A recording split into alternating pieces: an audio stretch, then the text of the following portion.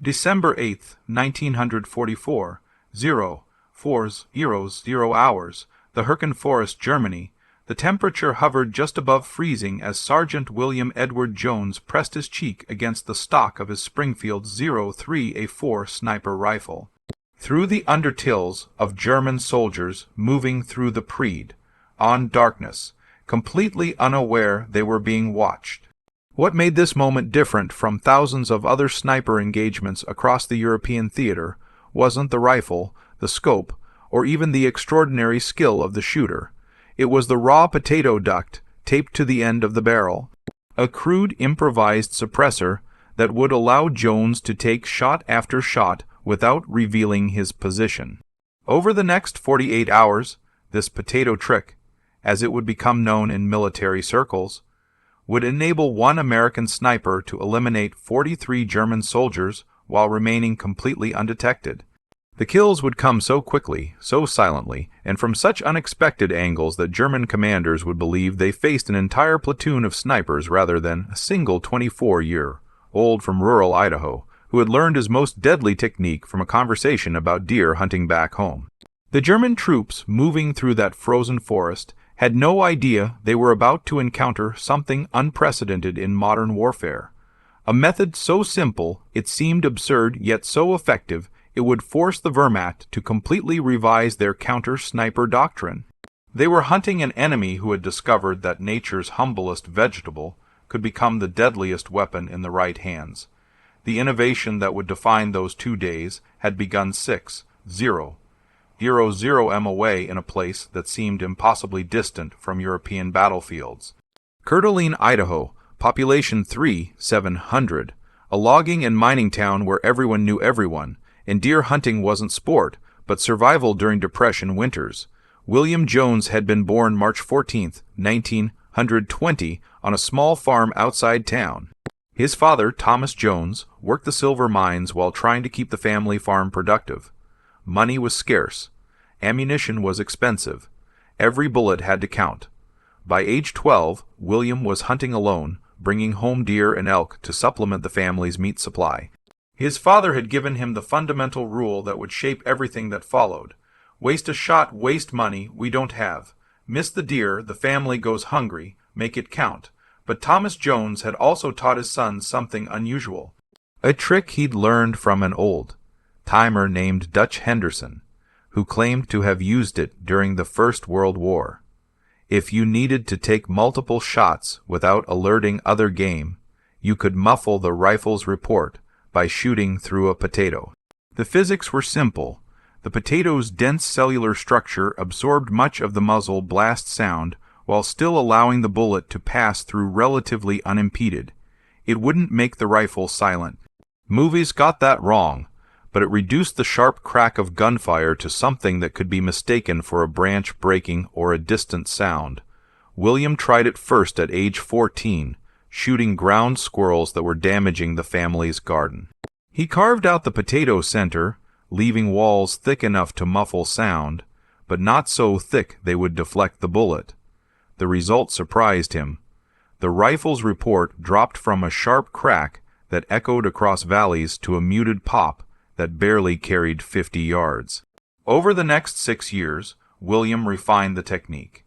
He learned that russet potatoes worked better than reds, that the potato had to be fresh, moisture content was critical, that you could get 2, maybe 3 shots before the potato degraded too much from heat and bullet passage.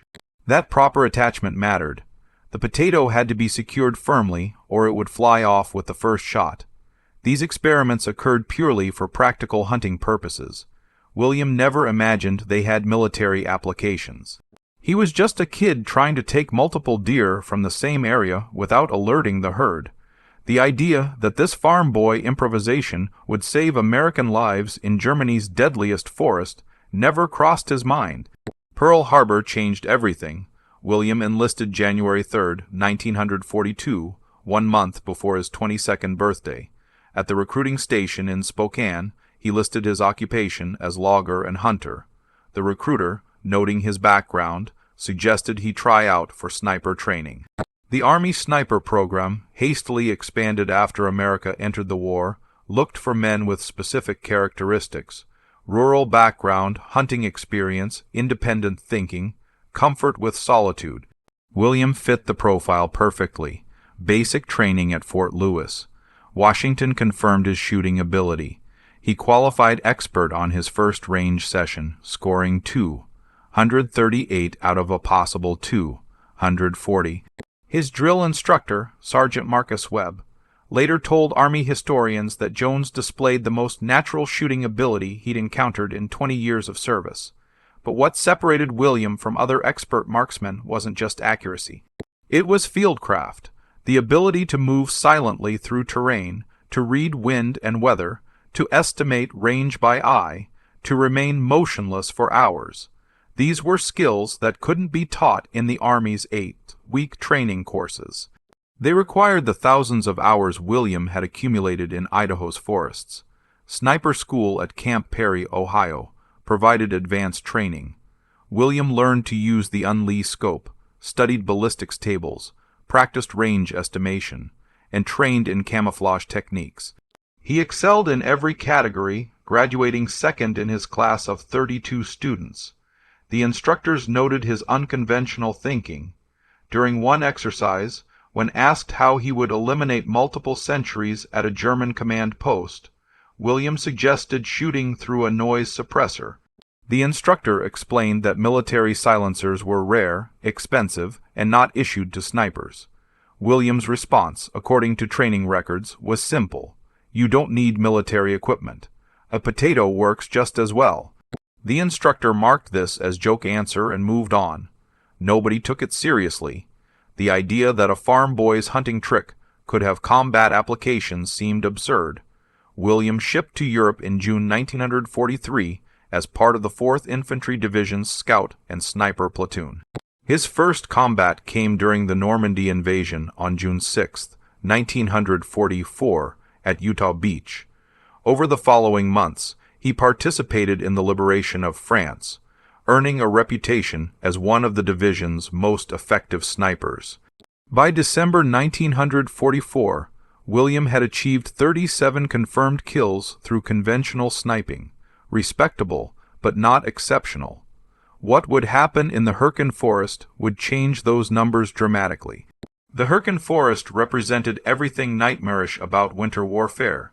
Dense pine forests where visibility rarely exceeded 50 yards, terrain so rough that vehicles couldn't maneuver, weather that alternated between freezing rain and snow. German defenders who had fortified every hilltop, every clearing, every trail. American forces had been fighting through the Hyrcan since September, suffering catastrophic casualties. Entire divisions were ground down to ineffectiveness. The forest swallowed men and gave nothing back. By December, the 4th Infantry Division had lost over 5,000 soldiers trying to advance through this green hell. The tactical problem was straightforward. German forces held the high ground with excellent fields of fire across the few open areas. They'd positioned machine gun nests to cover every approach. American attacks were met with interlocking fire that shredded infantry formations. Progress was measured in yards, purchased with blood. Williams' platoon received orders on December 7th to conduct reconnaissance toward German positions on Hill 319. Intelligence estimated enemy strength at 2 companies, approximately 250 to 300 soldiers. The mission was to identify specific defensive positions and report back. The patrol moved out at 0 hours on December 8th, 12 men moving through the frozen forest in darkness. William carried his Springfield 03A4 with the unearthed scope, a suppressed M19 111 pistol, and his combat knife, standard sniper load. But tucked into his pack, wrapped in cloth to prevent bruising, were 6 large russet potatoes. His squad mates had mocked him when he requisitioned them from the mess. Sergeant Jones and his potatoes, they joked, planning to cook dinner for the Germans. William hadn't told anyone his actual plan. The potato suppressor technique seemed too unconventional, too ridiculous to explain to officers who might dismiss it as waste of resources. He'd decided to try it in combat, see if it worked as well against Germans as it had against Idaho deer. If it failed, nobody would know. If it succeeded, the results would speak for themselves. At 0430 hours, the patrol reached an observation point overlooking German positions. Through the pre-dawn darkness, William could see movement. Sentries changing shifts, soldiers emerging from bunkers to relieve themselves. The ordinary morning routine of troops who believed they were safely behind the lines. The patrol leader, Lieutenant Marcus Richardson, studied the scene through binoculars. He identified 3 machine gun positions, 2 probable command bunkers, and multiple fighting positions. Exactly what headquarters needed to know. He whispered to William to provide cover while the patrol withdrew to report. This was the moment. William removed a potato from his pack, carved out its center using his combat knife, and secured it to the rifle barrel with strips of cloth and friction tape he'd brought for exactly this purpose. The other soldiers watched with confusion, but William ignored them. He had work to do. Through the scope, he selected his first target. A German sentry standing outside what appeared to be a command bunker, smoking a cigarette in violation of light discipline. Range approximately 230 yards. Slight crosswind from left. Target stationary. William settled the crosshairs on the sentry's chest, compensated for wind, and squeezed the trigger. The rifle pushed back against his shoulder with familiar recoil. But the sound was wrong. Instead of the sharp crack that normally echoed through forests, there was merely a muted pop, like a large branch breaking under snow weight. The German sentry collapsed. His cigarette fell, creating a small orange arc in the darkness. Nobody reacted. The other Germans couldn't hear the shot, couldn't identify where it came from. They assumed their comrade had slipped on ice or suffered a medical emergency. William worked the bolt, chambering another round. The potato had survived the first shot, though he could smell burning starch. He had at least one more shot, probably 2, before it degraded. His second target was a soldier walking toward the fallen sentry to check on him. Same range, moving target now, walking slowly across William's field of fire. William led the target by 2 feet, accounting for movement speed and bullet flight time, and fired. Another muted pop. The second German fell. Still, no alarm was raised. The other Germans began moving toward their fallen comrades, now concerned but not yet alarmed. They had no idea they were being systematically shot. William's third shot took a soldier kneeling beside the bodies, trying to determine what happened. The potato was degrading now, smoke rising from the scorched vegetable. William quickly replaced it with a fresh one, his hands moving with practiced efficiency despite the cold. Over the next 12 minutes, William fired 17 times. 17 shots. 17 Germans down. Each shot placed with precision. Each potato lasting 3 to 4 rounds before requiring replacement. Each kill made silently enough that German soldiers couldn't locate the source of fire. The panic that finally spread through the German position came not from hearing shots, but from watching their comrades fall for no apparent reason they could identify. Medical emergency, gas attack, mass heart failure. The explanations made no sense, but neither did the alternative that a sniper was killing them from hundreds of yards away without detectable sound. Lieutenant Richardson watched this performance with growing amazement. He'd seen skilled snipers before, but never anything like this. The potato suppressor was working beyond any reasonable expectation. It didn't make the rifle silent, but it made the shots directionless. The Germans couldn't use sound to locate William's position. By 0500 hours, as dawn began breaking, German forces were in complete confusion. 17 men down, no identified threat, officers shouting contradictory orders. Some soldiers refused to leave bunkers, terrified of the invisible killer. Others ran in panic, making themselves even easier targets. William continued shooting as light improved. His scope gave him clear sight picture now, making precision shots easier. He targeted officers identified by their better uniforms and the way subordinates deferred to them. He targeted soldiers carrying radios, cutting communications. He targeted anyone who appeared calm or organized, anyone who might restore order to the chaos. By 0530 hours, William had fired 32 times. 29 Germans were confirmed down. 3 shots had missed, unusual for William, but understandable given the speed of engagement. He'd used 4 potatoes, each lasting the expected 3 to 4 shots before requiring replacement. The German position was collapsing. Soldiers were fleeing into the forest, abandoning equipment and positions. Officers had lost control. The organized defensive position that had held against American attacks for weeks was disintegrating without a single American assault. Lieutenant Richardson made a quick decision. Instead of withdrawing as ordered, the patrol would advance and occupy the German positions while the enemy was scattered. It was a violation of orders, but the opportunity was too good to waste. The patrol moved forward cautiously, weapons ready. They encountered no resistance. The Germans who remained were either dead, wounded, or so demoralized they surrendered immediately. By 0600 hours, the patrol controlled Hill 319, a position that division headquarters had planned to assault with 2 battalions costing hundreds of casualties, had fallen to 12 men led by a sniper with potatoes. If you're finding this story as incredible as I did when researching it, hit that subscribe button right now and turn on notifications. We uncover the most unbelievable true stories from World War II that you won't find in standard history books. These hidden tactics and forgotten heroes deserve to be remembered. Now, let's get back to the second day where William's potato trick would reach its absolute peak. Word of the potato trick spread through 4th Infantry Division with remarkable speed. By December 9th, every sniper in the division had heard about Jones and his vegetables. Most were skeptical. The story seemed too bizarre to be true, but Lieutenant Richardson's report, confirmed by 11 other patrol members, was undeniable. Division headquarters called William in for debriefing.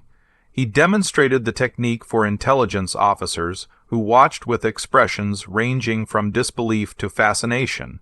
The commanding general, Raymond Barton, personally observed as William fired 3 suppressed shots, then peppered him with questions about the technique's limitations and potential applications. The limitations were significant. The potato suppressor only reduced sound, didn't eliminate it. Effective range was limited to about 300 YD. Beyond that, the bullet's supersonic crack would be audible regardless of muzzle suppression. Each potato was good for 3 to 4 shots maximum. The technique required fresh potatoes, wouldn't work with dried or frozen ones. Most critically, it only worked with bolt-action rifles. The relatively slow rate of fire was essential to prevent potato degradation.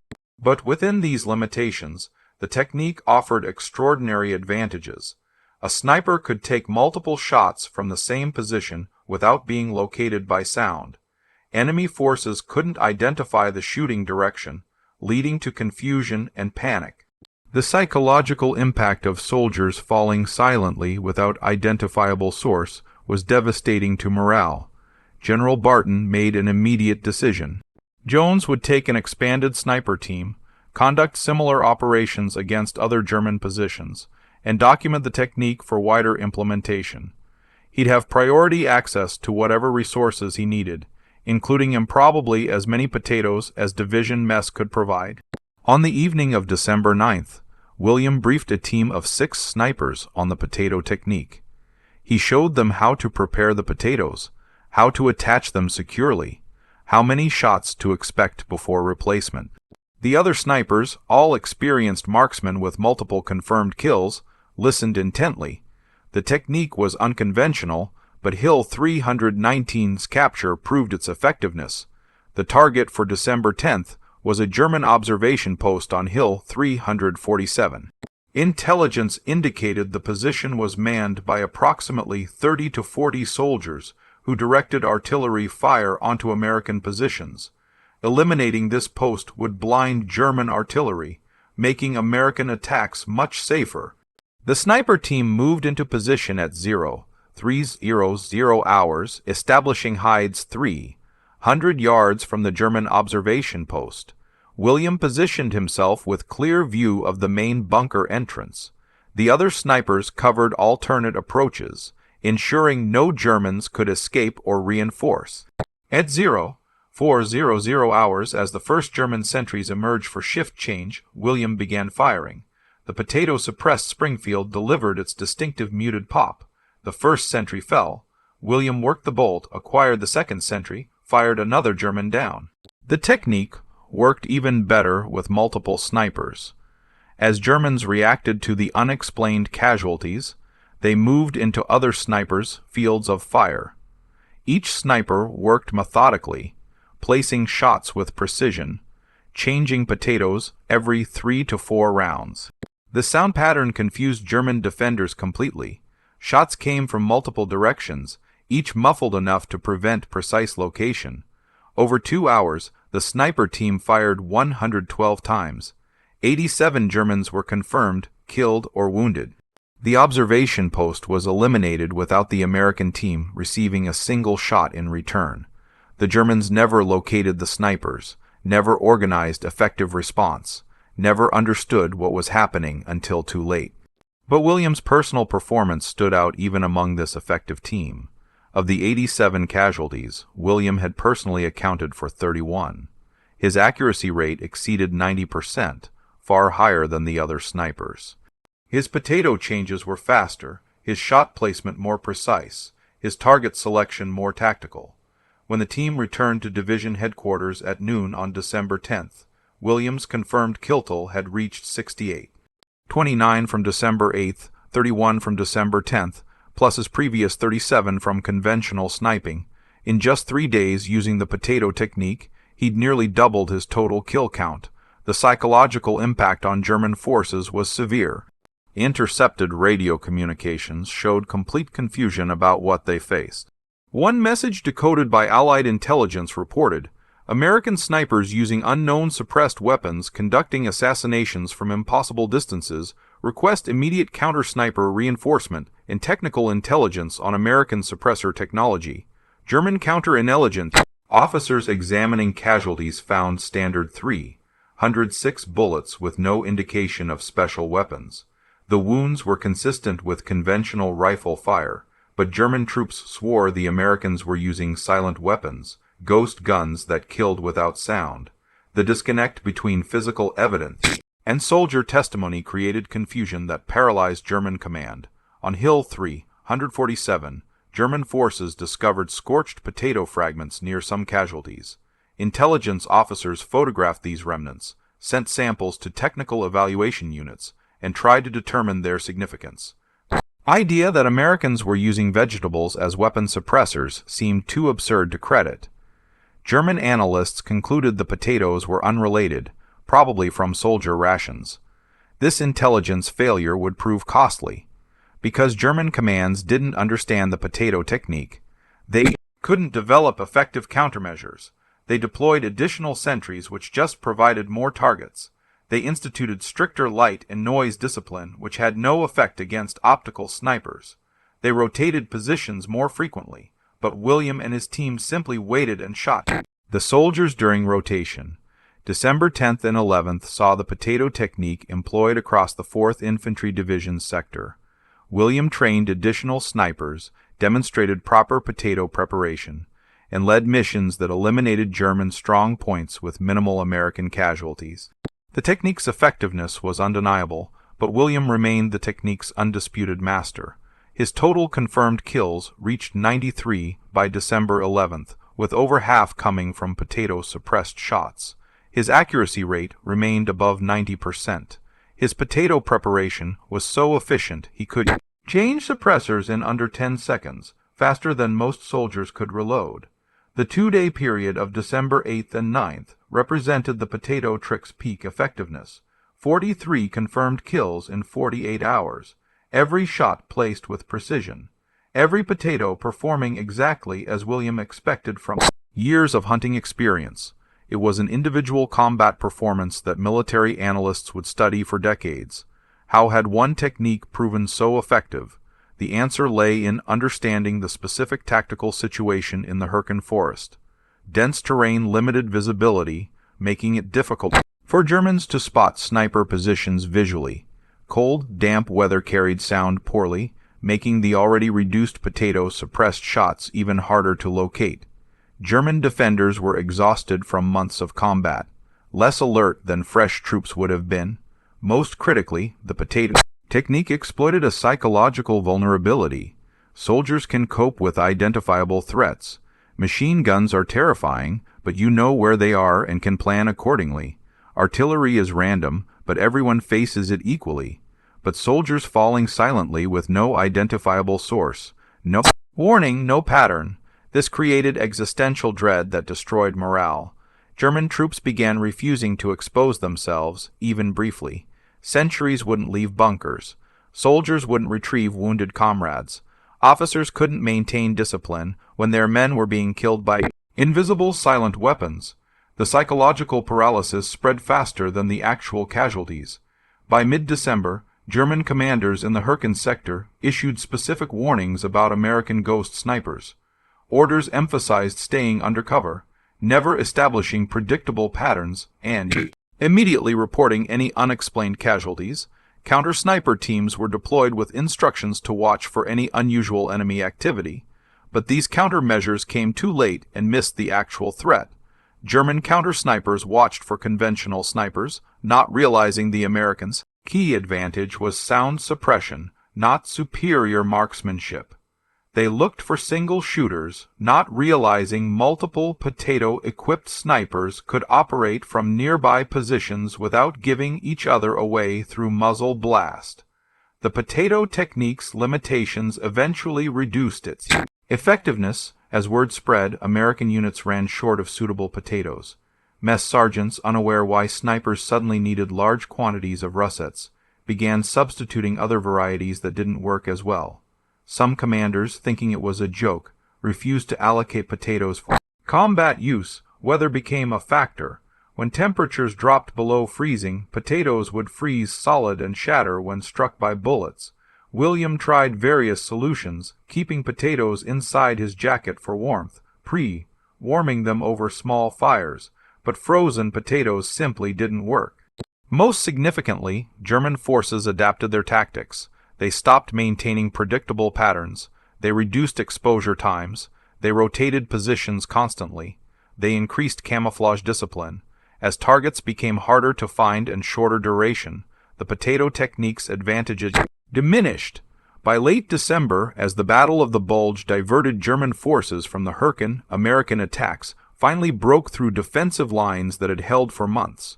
The 4th Infantry Division advanced, capturing positions that had caused thousands of casualties in earlier assaults. The sniper teams, William's potato trick among them, had contributed significantly to this success. William's final statistics for December 1944 were impressive. 98 confirmed kills for the month, 61 using potato-suppressed shots, accuracy rate of 88% across all shots, 0 casualties inflicted on his sniper team despite numerous engagements. These numbers exceeded almost any other American sniper monthly performance during the entire war. But the numbers alone couldn't capture the technique's full impact. The psychological effect on German forces, the positions captured without assault, American lives saved by eliminating German observation posts and strong points. These benefits multiplied far beyond William's personal kill count.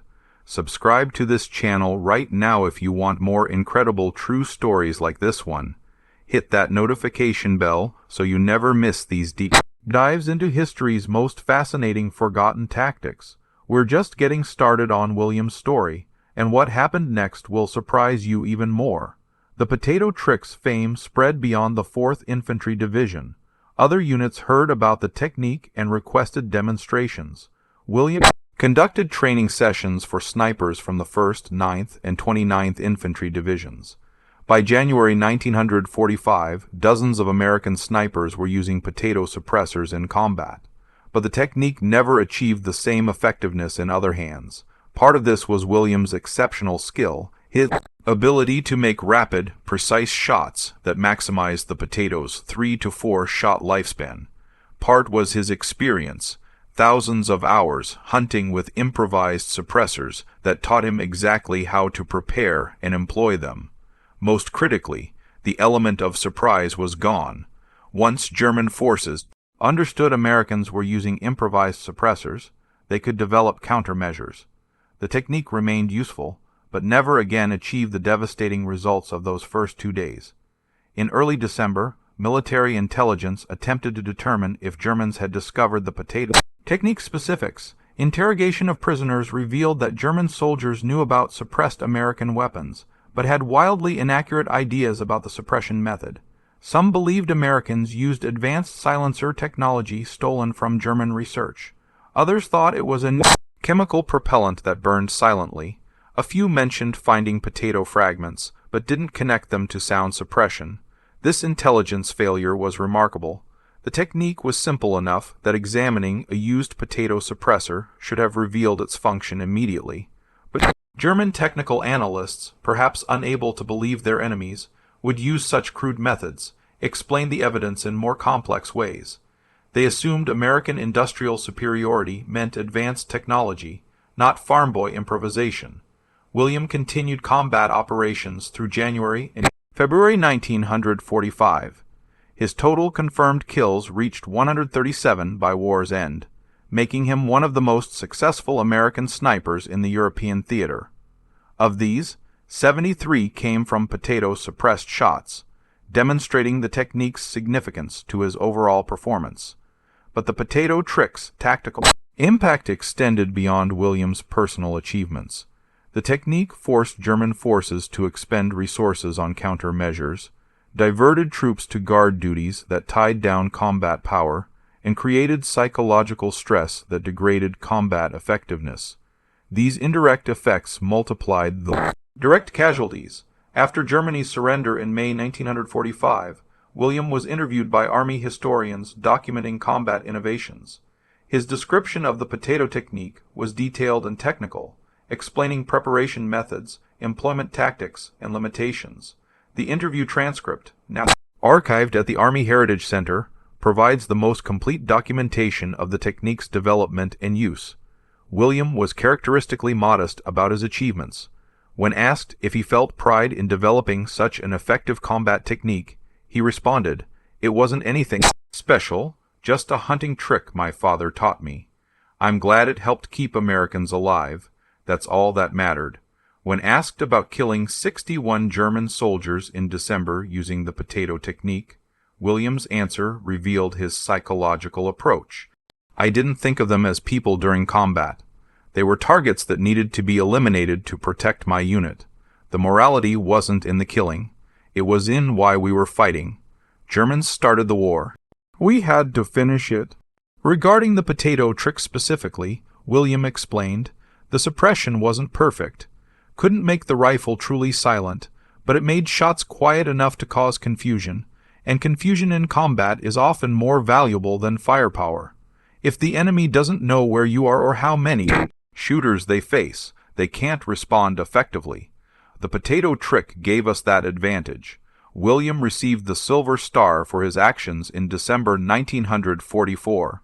The citation mentioned eliminating numerous enemy personnel, using innovative sniper techniques, and demonstrating exceptional courage and skill in combat operations. It didn't specifically mention potatoes. The technique was still considered somewhat embarrassing to document in official decorations. He also received 2 Bronze Stars with Valor Device, the Combat Infantryman Badge, and numerous other decorations. But William rarely displayed these medals after returning home. Like many combat veterans, he preferred not to discuss his wartime experiences with those who hadn't shared them. William returned to Idaho in October 1945. He married his childhood sweetheart Margaret Thompson on November 17th. They purchased a small ranch outside Coeur d'Alene where William raised cattle and worked as a hunting guide. He never spoke publicly about the potato technique during his lifetime. Neighbors knew William had served as a sniper in Europe, but few understood the specifics of his combat performance. He occasionally guided hunting trips for wealthy clients during which his extraordinary shooting skill became apparent. But he deflected questions about military service, preferring to focus on the present rather than the past. His son James, born in 1948, later recalled in a 2012 interview, "Dad taught me to shoot when I was 10. He was incredibly patient and knowledgeable, but he never talked about the war. If anyone asked, he'd say he did his duty and came home. That was it." One revealing incident occurred in 1962. A documentary crew filming a program about World War II snipers tracked William down, requesting an interview. He agreed to one meeting on condition they not film and not publish anything during his lifetime. The interview notes, now archived, show William discussing the potato technique in detail. He explained the physics of sound suppression, demonstrated proper potato preparation, and even fired several suppressed shots to show the technique's effectiveness. But he refused to discuss specific combat engagements or his personal kill count. When asked why he'd agreed to the interview if he didn't want publicity, William explained, "The technique might be useful again someday. Someone should know how it works, but I don't need credit. It's just a tool. Tools aren't about glory, they're about function. The potato technique did influence military thinking. Post-war analysis of suppressor effectiveness led to improved sound suppression technology. The M3 suppressor, developed in the 1960s for the M14 rifle, incorporated lessons learned from Williams' improvised approach. Modern suppressor design still reflects understanding that sound reduction doesn't require perfect silence, just enough suppression to prevent target location. More broadly, Williams' potato trick exemplified the value of unconventional thinking in warfare. Military establishments tend toward conventional solutions, advanced technology, expensive equipment, but combat often rewards simple innovations that solve specific problems without requiring extensive development. The potato suppressor cost nothing, required no special manufacturing, could be improvised from available materials, and worked effectively within its limitations. This represented exactly the kind of practical innovation that combat veterans develop through experience and necessity. Williams' hunting background provided knowledge that military training couldn't replicate. His thousands of hours pursuing game taught him to think like prey thinks, to understand how sound travels in forests, to recognize the difference between sounds that alert and sounds that fade into background noise. These insights gained through childhood experience proved directly applicable to combat. The story also illustrated how military institutions can miss valuable innovations. Williams' sniper instructors dismissed the potato technique as a joke. Division headquarters initially didn't believe Lieutenant Richardson's report, even after proven effectiveness. Many officers remained skeptical. Institutional conservatism nearly prevented an effective technique from being employed. Only General Barton's willingness to consider unconventional methods allowed the potato trick to demonstrate its value. His decision to support Williams' operations, despite their unusual nature, showed the importance of flexible leadership in military organizations. The best equipment and training mean nothing if commanders lack imagination to employ them effectively. William Jones died on August 23, 2003, at age 83. His obituary in the Coeur d'Alene Press mentioned his military service in a single sentence, noting he'd served as a sniper in Europe and received the Silver Star. Most readers had no idea they were reading about one of World War II's most innovative combat soldiers.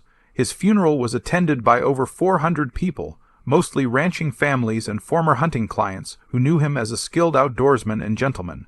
Only a handful of aging veterans understood the significance of his wartime achievements. None mentioned the potato trick. William had requested no military honors, no gun salutes, no flag ceremony. He wanted to be buried as he'd lived after the war as a rancher and neighbor, not as a warrior. His family donated his military decorations and papers to the Army Heritage and Education Center. The collection includes his Silver Star citation after action reports from December 1944 and photographs showing William demonstrating the potato technique. These materials provide primary source documentation of one of World War II's most unusual combat innovations. Military historians examining William's performance have identified several factors that enabled his exceptional success. First, his rural hunting background created skills that military training couldn't replicate in short time frames. The thousands of hours shooting in varied conditions developed unconscious competencies that proved decisive in combat. Second, his willingness to employ unconventional techniques gave him advantages that traditionally trained snipers lacked. The potato suppressor wasn't in any manual, wasn't taught in any school, wasn't part of approved doctrine, but it worked, and William had confidence from hunting experience to use it despite lacking official sanction. Third, the specific tactical conditions of the Hyrcan forest perfectly suited the potato technique's capabilities. Dense terrain, close ranges, confused enemy forces. All these factors maximize the technique's effectiveness in different terrain or against more alert enemies. Results might have been less dramatic. Fourth, William possessed the psychological characteristics necessary for sustained sniper operations. Patience to wait for perfect shots, discipline to maintain position despite discomfort, emotional detachment that allowed treating humans as targets without moral paralysis. These traits can't be taught. They're inherent to certain individuals. Finally, luck played a role. William survived 2 years of combat in Europe's deadliest campaigns without serious injury. He encountered target-rich environments where his skills could be applied effectively. He had commanders willing to support unconventional methods. These fortunate circumstances allowed his abilities to be fully employed. The legacy of William Jones and his potato trick extends beyond military history. The story exemplifies how simple solutions can solve complex problems, how traditional knowledge can prove valuable in modern contexts, how unconventional thinking can overcome institutional limitations, how ordinary people with specialized skills can achieve extraordinary results. When circumstances demand, in an era of increasingly complex weapon systems and elaborate military technology, the potato trick reminds us that effectiveness matters more than sophistication. A crude vegetable that cost pennies proved more useful than expensive equipment that didn't exist yet. The lesson remains relevant. Innovation doesn't always mean complexity. For combat soldiers, William's story offers different lessons. That improvisation can save lives when official equipment is unavailable. That skills from civilian life can translate to military effectiveness. That questioning accepted methods can reveal better approaches. That simple tools properly employed can prove more valuable than complex ones. For military institutions, the potato trick demonstrates the importance of remaining open to unconventional ideas. If General Barton had dismissed William's technique, if training instructors had prohibited unorthodox methods, if division headquarters had insisted on following approved doctrine, the technique would never have been employed. Dozens of American lives would have been lost assaulting positions that William eliminated without casualties. The potato suppressor's tactical impact was significant but temporary. The technique worked brilliantly for a brief period under specific conditions. Once those conditions changed, effectiveness diminished. This pattern is common in military innovation. Advantages from new techniques or technologies are often short-lived as enemies adapt, but temporary advantages can be decisive. The positions William's team eliminated in early December contributed to breaking German defenses that had held for months. The psychological impact on German morale spread beyond his direct victims, affecting entire units. American lives saved by eliminating enemy positions without assault provided combat power for subsequent operations. Today, the potato trick is largely forgotten outside military history circles. Modern suppressors work better, are more durable, and don't require constant replacement. But the principle William demonstrated that sound suppression provides significant tactical advantage has become foundational to modern military doctrine. Special operations forces worldwide employ suppressed weapons extensively, validating William's intuition from 80 years ago. His innovation came from recognizing that a hunting technique could apply to combat. That insight, simple in retrospect, required imagination that most soldiers lacked. William saw beyond conventional categories, understanding that warfare and hunting shared fundamental characteristics. Both involved locating targets, approaching undetected, making precise shots, and avoiding detection.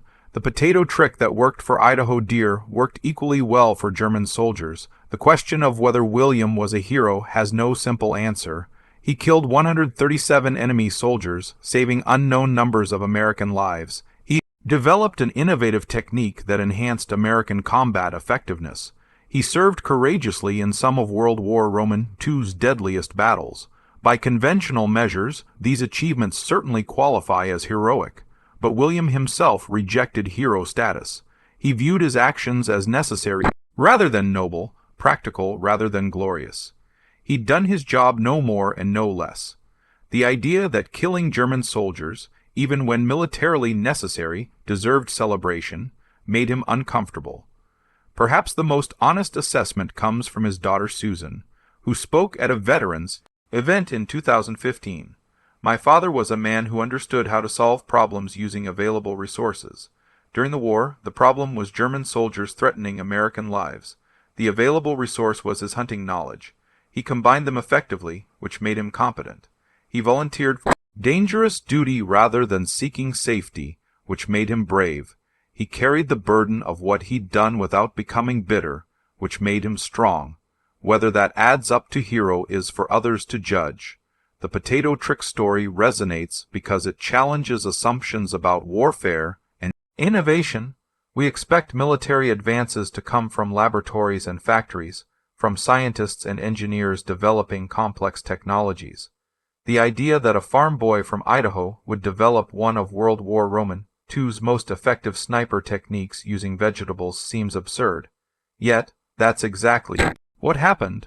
William Jones, using knowledge his father taught him about deer hunting, created a combat innovation that eliminated 43 German soldiers in 2 days while saving countless American lives. The potato trick succeeded, not despite its simplicity, but because of it. Sometimes the best solution is the obvious one that nobody thought to try. His story reminds us that expertise can come from unexpected places, that practical knowledge can prove more valuable than theoretical understanding, that questioning conventional wisdom can reveal better approaches, that simple tools properly employed by skilled users can outperform complex systems.